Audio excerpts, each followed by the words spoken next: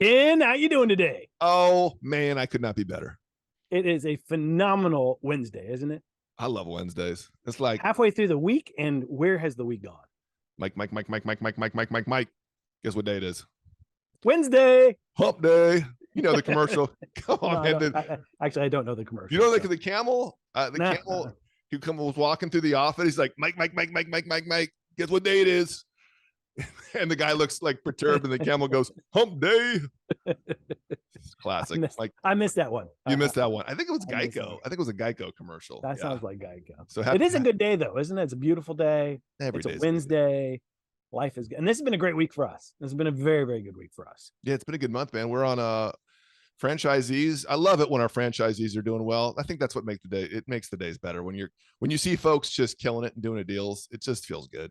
Well, what's really cool is to see how many people, just recently launched, they finished their onboarding and they're knocking down deals so quickly.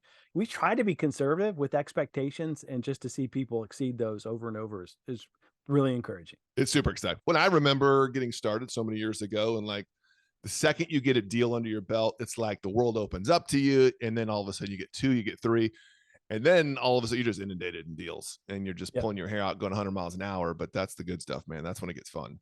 Well, and what's cool is seeing, people with such varied backgrounds, right? You've got people that were a realtor or maybe a contractor, but we got folks that are coming from, office jobs, working 50 hours a week, white collar world, people from all kinds of backgrounds who are doing this now and having success. And while they come from a lot of different backgrounds, there's some common denominators of why they do this, right? I True. mean, we hear over and over, I want to take control of my life. I want to build wealth. I want to have security for the future. Yep. Yep. Yeah. I want to pass down, legacy to my kids is a really common one. I want to, and really what that translates to, and a lot of times it's either they want to pass the business on. So they want to learn the skill of investing in real estate and pass that skill on. But it's also, I want to build my net worth. So I have a nest egg to pass on to the next generation. And Yeah. that's understandable.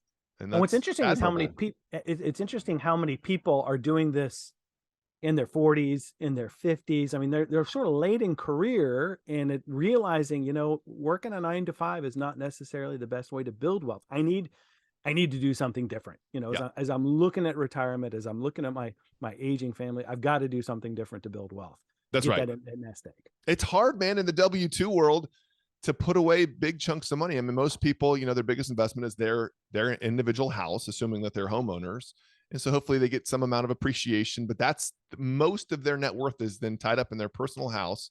And that's it. They got some small little 401k, and, they're getting by, they're scraping together and a little bit of a savings account, but they haven't put away real wealth. And it's hard, man, the way that the society is structured when you're sort of beholden to a W-2 employer. It's hard to put away big real wealth. And they see that, like you said, later in life, you can be in your 40s, 50s and like Yeah. have that oh crap moment. I haven't put away enough. Yeah, in your 30s and your 40s, you're raising kids. Kids are going off to college. You're just sort of concerned about, okay, what are we going to do this next year? For Right. school, for tuition, for upgrading a house. So I got to put a new bathroom on it. You get into later in life, late 40s, early 50s, a lot of times, and it's like, oh, wait a minute, like I'm looking at retirement. I need to do something about this. Yeah. Yeah. And it's even your high income earners. You'll find that most of them spend the money that they're making. You could be Mhm. pulling down multiple six figures and spending multiple six figures Right, right. every year, like you said, on all those things, vacations and kids and cars, and even in your house. Man, the amount of time and money I put into my house, it's ridiculous. But Yeah, yeah, for the absolutely. Just average with the Joe, upgrades and furniture and decor, and yeah, yeah, it goes. it You just end up spending goes. what you make. It goes. So along these lines, Kevin, I thought it would be cool to let's just talk about what real estate does in terms of giving people the opportunity to have a roadmap to, let's call it, $1 million in net worth. Yeah, And going from what would it look like to go from 0 to $1 million? Like, is that, you hear that all the time, like, particularly in real estate. Oh, they do TV shows about this, right? There's books about going from 0 to $1 million. Is that all, just flash in the pan, or is that realistic? Like, can you really go from 0 to $1 million just doing real estate? and what's this statistic? I know we rattled this off the other day. It's over 90% of I think it was over millionaires. 95%. It's over 95% of It was millionaires crazy. have made their millions in real estate. Yeah, if you look at the number of millionaires, what percentage of millionaires made their money in real estate? And it was like over 95%. It was some ridiculous amount. Yeah. And there's all sorts of quotes, that, real estate's the best way to make money. They're not making, they don't make any more real estate, right? I mean, you get real estate. That's, Yep. so many people make their money in real estate. Well, go ask anybody you know that, let's say, owns 5 rentals, and find out what their net worth is. Chances are it's pretty dang high. Mhm. It doesn't have to be crazy high. They could be young and have 5 rentals, but Right. they're going to have relatively speaking to somebody else their age, they're going to have a higher net worth. And it's probably because the fact that they started acquiring properties, Yep. hands down. Yep. Well, and to acquire a rental takes money. It's like, so you're not going to go from 0 to having 5 rentals, right? There's Right. steps to get to that point. That's right. So let's start, let's talk about what that would look like. It doesn't have to be a specific roadmap, but what are some of those steps along the way that get people from nothing to $1 million in net worth? Yeah. So let's sketch out a game plan. Let's go, Yeah. okay, if we were going to actually tackle this, how would we do this? If you had somebody who's like, I'm game, show me how to do this. Yeah. What's the Right. game plan? How could I do it? It's not the only way, but here's one way that you could do it, starting with nothing. Yeah.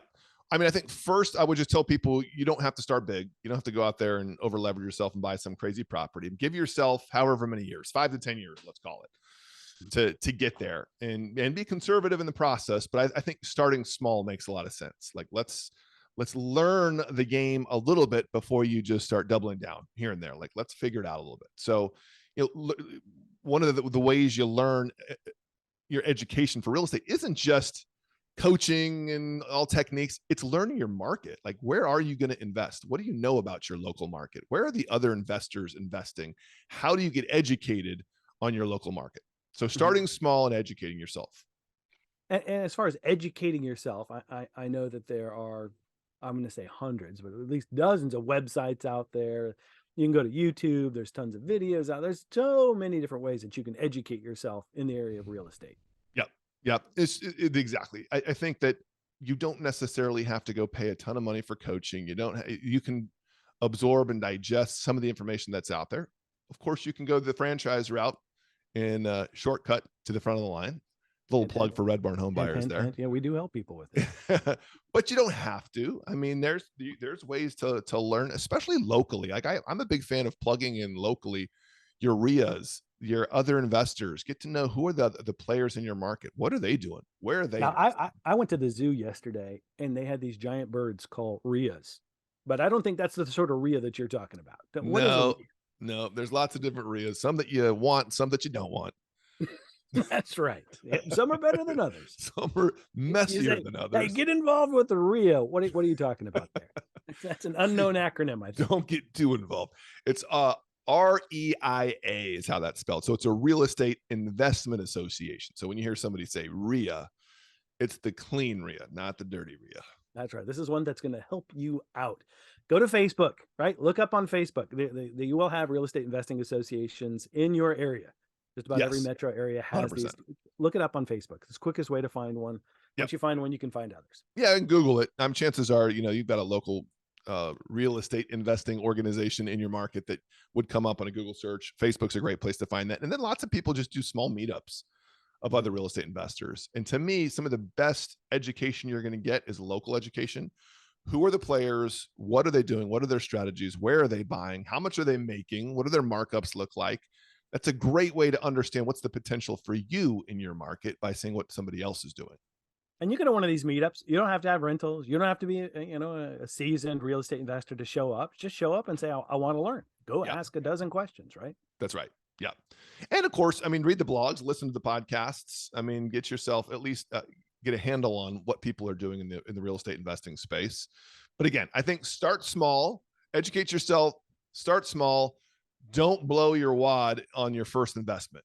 Don't spend all your cash on try to keep your powder dry as much as possible. To me, a great way to do that is wholesaling. That's a great way to break into the business because you can spend really a lot of just sweat equity and time beating the streets to find a deal that you can put under contract. And then assigning that contract to one of these people that you've now met, in your local RIA, or you've put together a small cash buyers list and you've now wholesaled a deal. And let's say you made 10 grand wholesaling a deal. Yep. You just generated income in real estate as a real estate investor.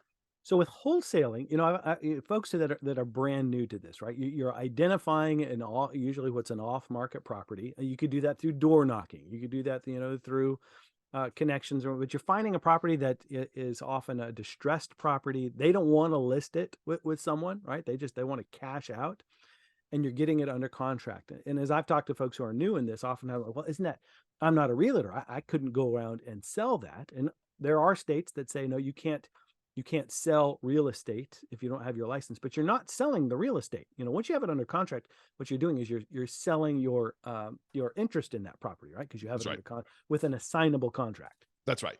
That's exactly right. Yeah. In terms of semantics, technically what you're selling in most of the time is the contract itself. So I got it under contract for 100 grand.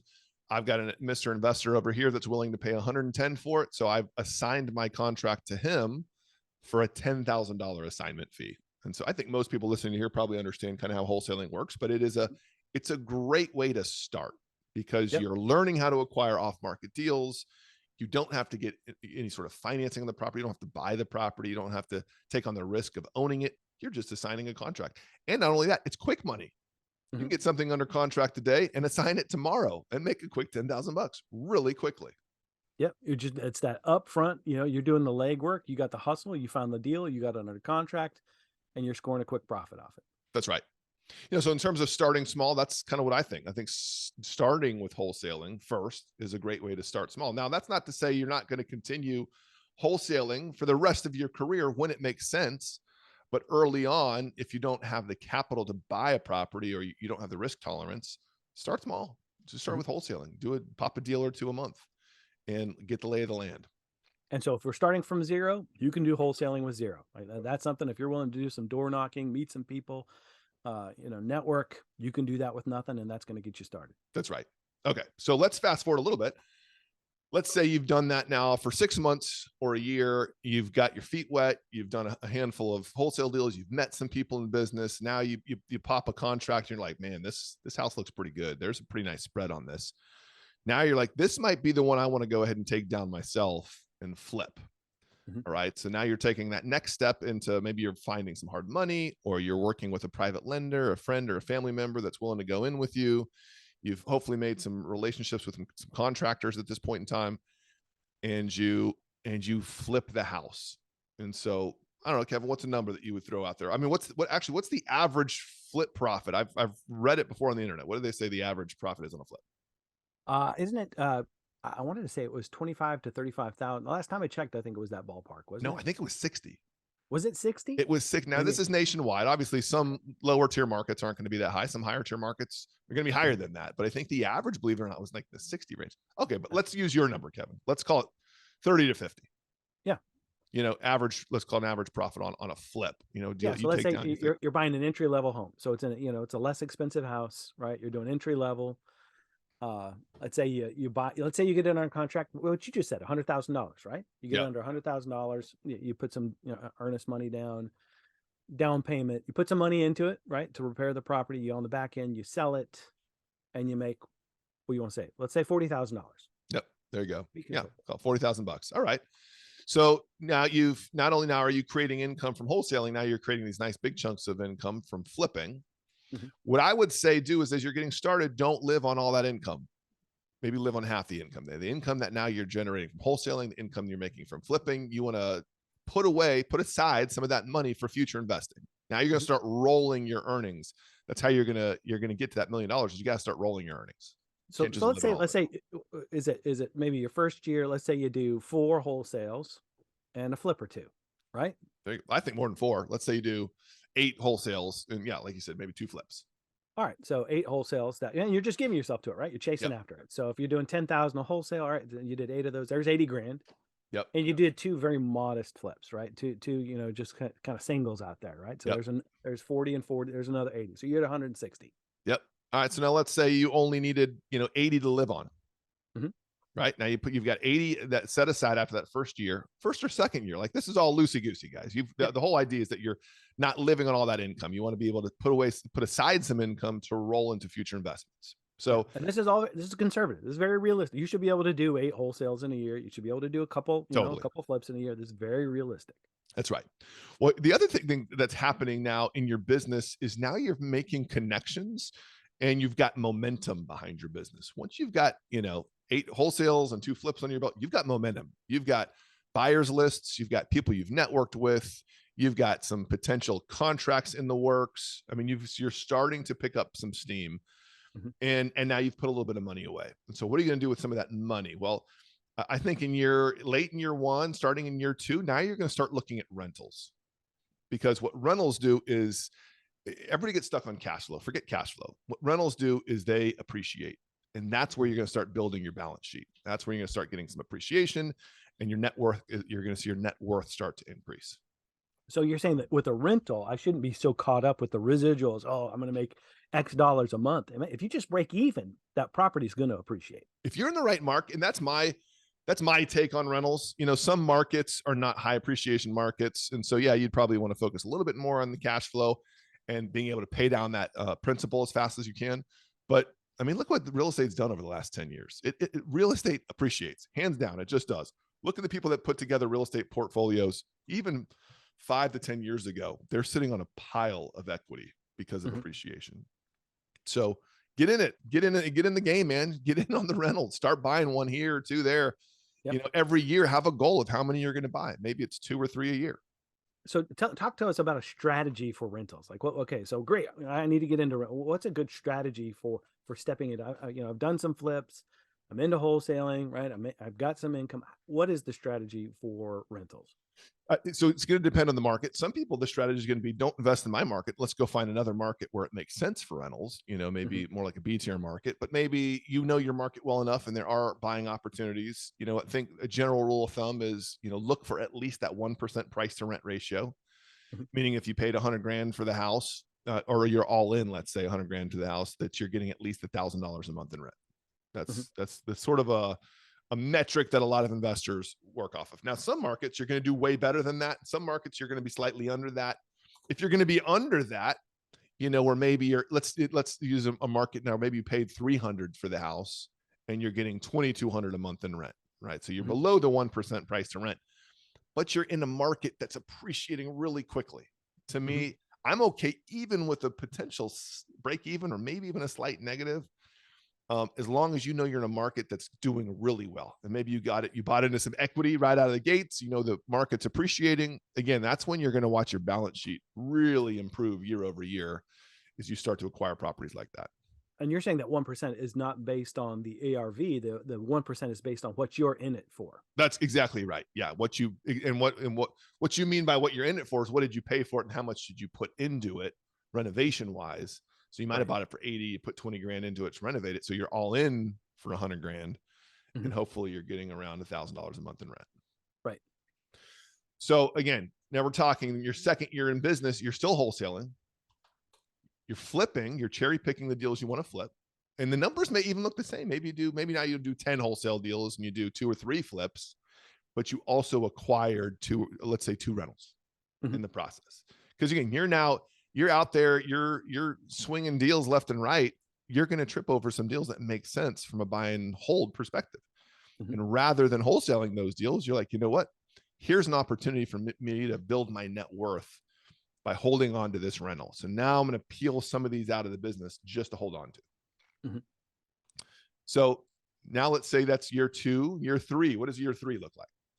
So what you're saying is, once you get a second rental, you've got a portfolio. You are building a portfolio at this point. As soon as you start getting rentals on your belt, right? Each year, you're just That's right. adding and adding and adding. And don't get too caught up on cash flow, right? Of course, you want to make sure that you're paying your bills, but you're building wealth. That's the whole idea. Again, if you're in a market that's not appreciating well, then yeah, make sure you have a lot of cash flow, Mhm. and make sure that you have the opportunity to pay down your principal quickly, because that's creating equity as well. Mhm. Versus if you're in a market that's, that does appreciate well, it's got a strong job market, all these things going for it. And those are the markets that, maybe don't get quite as hung up on cash flow. Yep. So going into year 3, again, now your business is got some real momentum. Now you really know the players. You've got a pretty good pipeline of deals. You've kind of figured out your off-market acquisition strategies, and you're starting to ramp up your volume. Again, it doesn't have to be crazy volume. Let's say Mhm. now you're maybe at one a month, right? You're doing one deal a month, and maybe you're knocking down 3 flips over the course of the year. And those flips, same thing. Maybe they're getting better, and so they're becoming more profitable. Maybe you're Mhm. making 50 grand per flip, and you've got an employee now, maybe, or an acquisition manager. And so, maybe your revenue for your business is in the $250,000 range, let's say, but you've Mhm. got some expenses. And so even if you're clearing at the end of the day, let's say you're clearing close to like 200 a year, Mhm. 150 to 200 a year. Are you living on all of that? Try not to. I mean, again, the Right. whole idea is we're building wealth. I mean, I'd say stay conservative, take that, however much that is, call it 80 grand, 80, Mhm. that you're not living on, and reinvest it. So year 3, year 4, what are you reinvesting in? Yep. So the two things to highlight there is one, give yourself permission to work the learning curve. At your first deal out, don't expect that, oh, I'm going to hit a home run and, a grand slam and make $120,000 on my first flip. Right, right. Start small, give yourself time to work the learning curve. And then secondly, as you earn money, don't spend it all, right? As you work the learning curve and you're growing your business, always be setting aside some to reinvest to grow your business. That's right. Yep. And so what does it look like to reinvest? Well, I think maybe you're investing in the business itself, so more marketing dollars, but I'm talking about reinvesting in more rentals, more buy and hold type opportunities. So, so hit a pause there right now. You mentioned marketing dollars, spending money on marketing. Up front, a lot of times it's going to be knocking on doors, that sort of thing, and just learning your name. But talk to me about marketing. What do you mean by spending more on marketing? How does that help my business? Yeah, and I like to Because I we're like not to talking about doing a website. Hey, I'm Joe. What do you mean by marketing? well, there's any number of ways to generate opportunities in the off market world, right? Because right now it's hard to find good properties on MLS. There's just too many people fighting over those deals. And so the best way to find a deal really is off market, nothing that's really on the MLS or that you're going to find on Zillow or Trulia or any of those Mhm. sites. So you're looking for those sellers who would be interested in selling to you, hopefully, slightly below market value.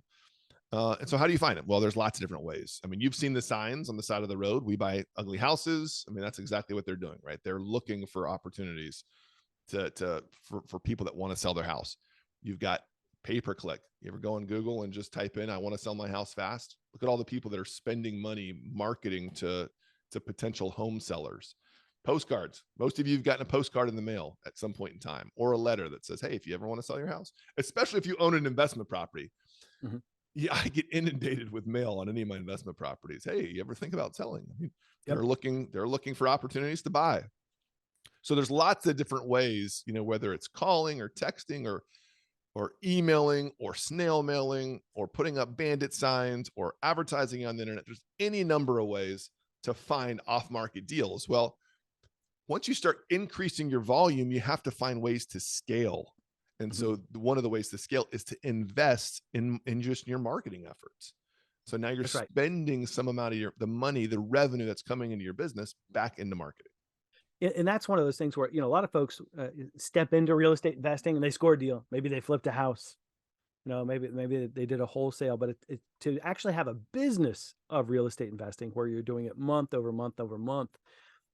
One of the keys is finding properties, right? Identifying potential properties on a consistent and regular basis. And so as we talk about marketing, that's what it is. It's how can I every single month work my numbers up so I have enough leads to continue to generate deals on a month to month basis. Well, and let's take a second and plug the franchise one more time, because to be honest, this is where most aspiring real estate investors, this is where they fail. Is that it's like you said, they get one or two deals, kind of lucky, they sort of fall in their lap, they flip them, they're like, man, I like flipping, I made some money at flipping, I want to be a flipper. And then that's where's the rest of the deals? How do I get another house? What do I do next? I don't have any houses to flip. So what you really need to scale a real business is a steady flow of inventory.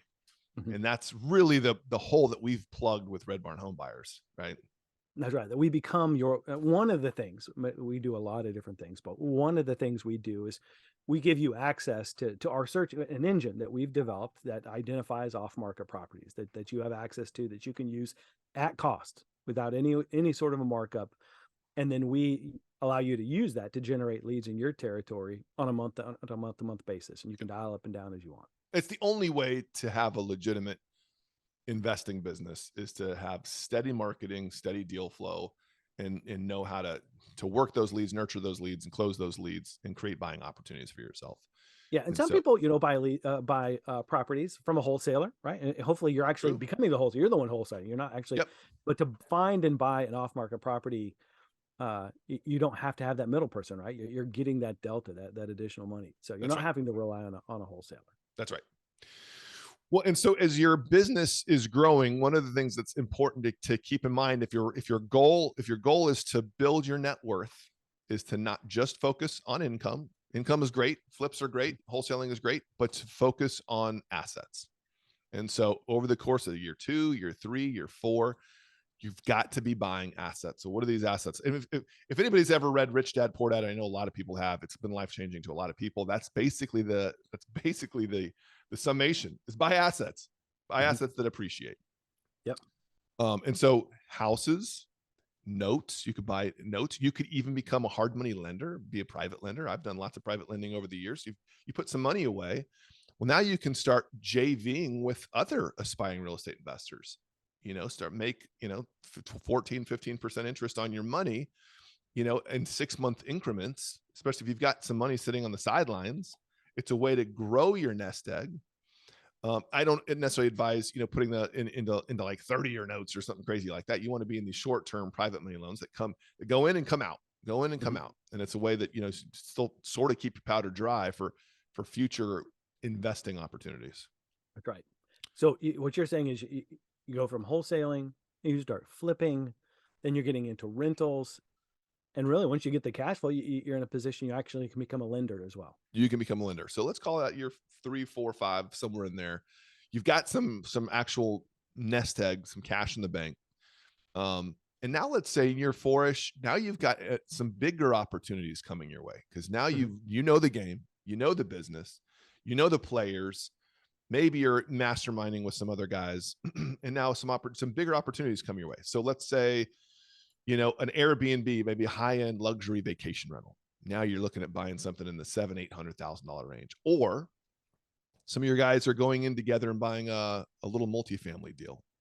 Or some guys are going in together and buying a small storage deal. This is what happens occasionally. Not that you have to do this, but there's a natural progression where some bigger opportunities are going to come your way. And so you've got some money on the sidelines, you've got the relationships, you've got the know-how, and now all of a sudden you're biting off something bigger. Maybe you're buying like I said, a $700,000 beach house or something along those lines. The Right. great thing about buying an asset like that is now that asset will appreciate over the next several years, and it will appreciate in larger chunks.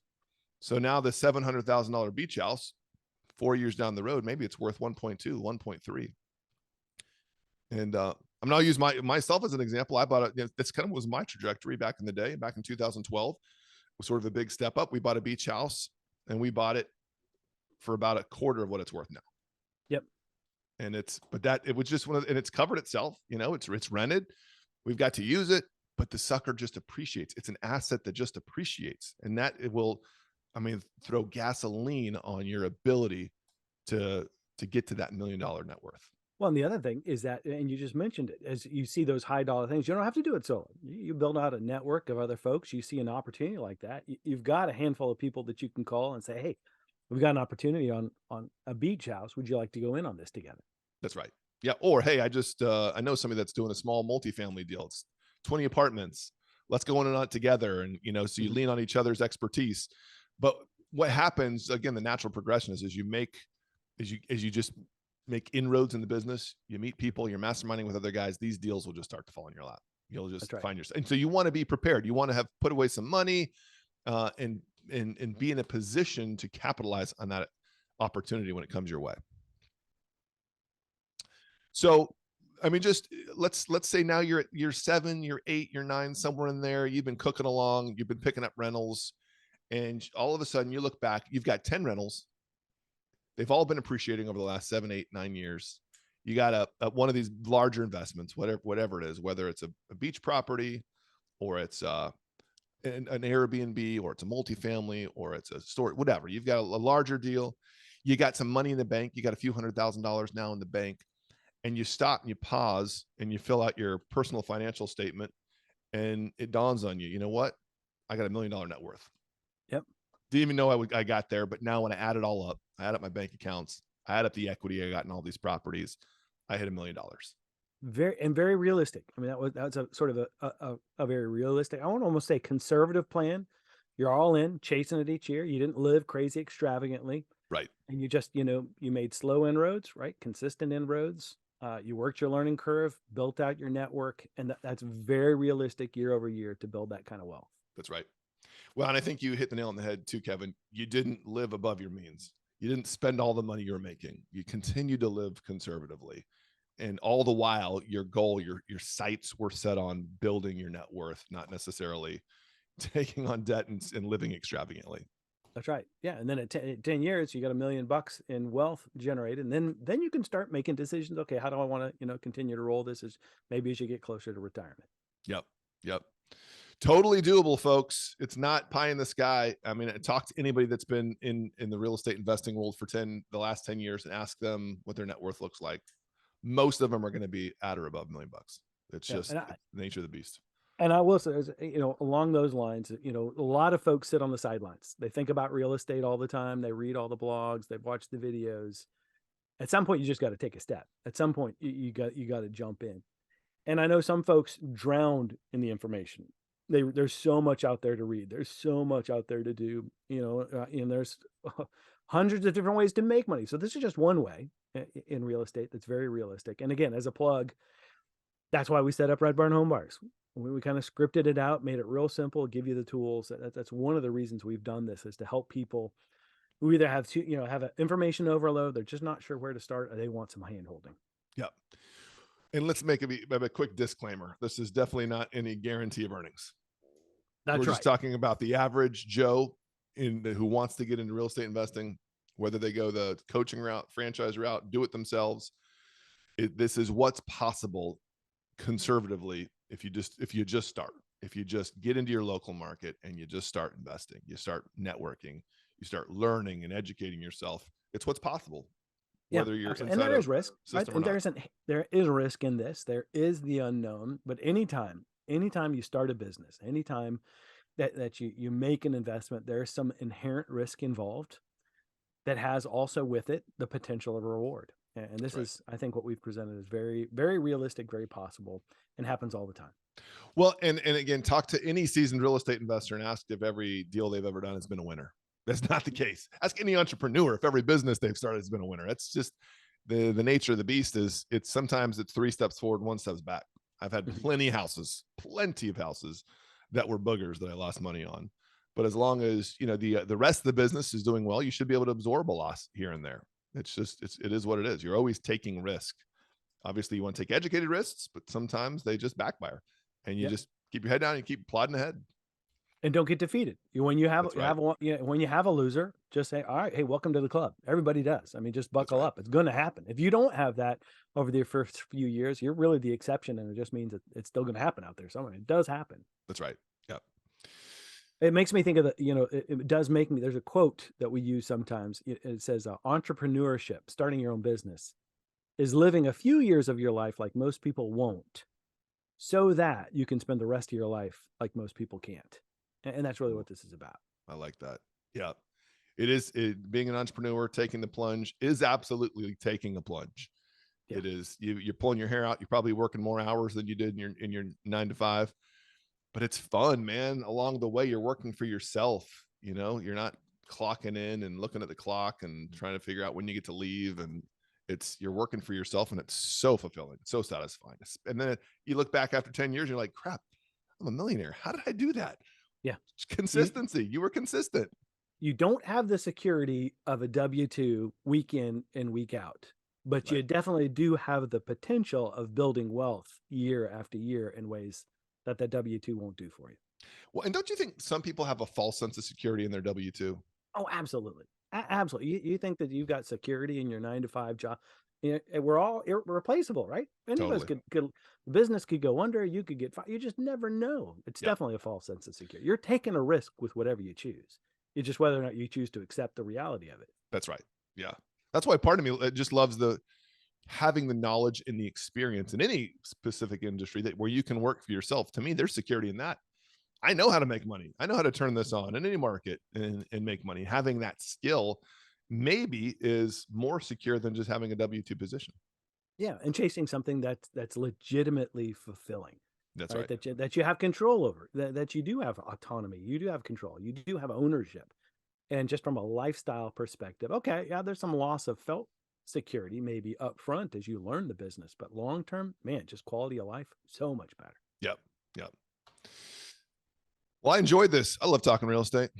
Yeah. And one other thing I want to highlight, because some folks out there have their own business, whether you're maybe a plumber or electrician or a handyman some people own their own business, but they really own a job Yeah. because True. you're not maybe you're in a business that you own, but you haven't really generated wealth. You got a paycheck week to week.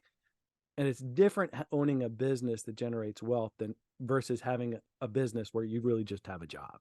It's true. That's a very good point.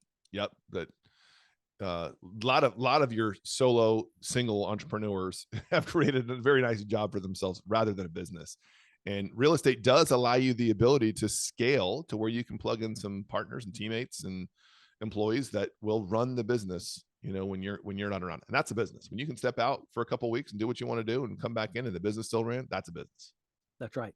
And what we have found is that people who've owned their own businesses, maybe even was just a job, do really well stepping into this field, right? Take the skill True. sets that you've learned there and bring them into this. That's true. And find it because it's flexible and you're wearing so many different hats that it's just more fun a lot of times than other businesses. Agreed. Well, I think we officially sold people in real estate if they weren't already. I don't think that was necessarily the intent of this podcast, but we did a darn good job of selling them. I think we have a lot of people saying, man, I want to make $1 million. This is what I want to do this. I'm going to make $1 million. Right. Right. Well, guys, tune in next week. We'll talk about how to make $2 million. There you go. Double your wealth in the week. And the week after that, $3 million. And if you're wondering about week 4, stay tuned. That's right. Awesome. All right, let's do this again next week. Love it. All right. Actually, we're going to be out of town next week. Should we do this from the road? Should we do this from the road? Let's see. Wednesday we will be. So next week we are going out and seeing a bunch of our franchisees. We're going to Florida. We're going to Tulsa. We're going to Denver. We're going to Cleveland. We're all over the Erie. Don't forget Erie. We're going to Erie, Pennsylvania. We're going all over, man. Yeah, we're doing a nationwide tour. We're going to hit up our franchisees, check out their markets, see the projects they're working on. I can't wait. It's going to be a blast. Maybe we'll do this from the road next week. I think we might have to. We'll see. We're going to be on a flight every day. Like every day we're on a plane to another city. Yeah, we're going to have a lot of energy for this. It'll be great. This will be fantastic. Lots of caffeine. Donuts in every city. Ooh, that's a good call. Every city, a new donut shop. That's a really good idea. Okay, we'll put it on social, guys. Find us on social. We'll put up some donut pictures next week. Every city, a new donut. All right, man. We'll see you next week. See you, man. Bye.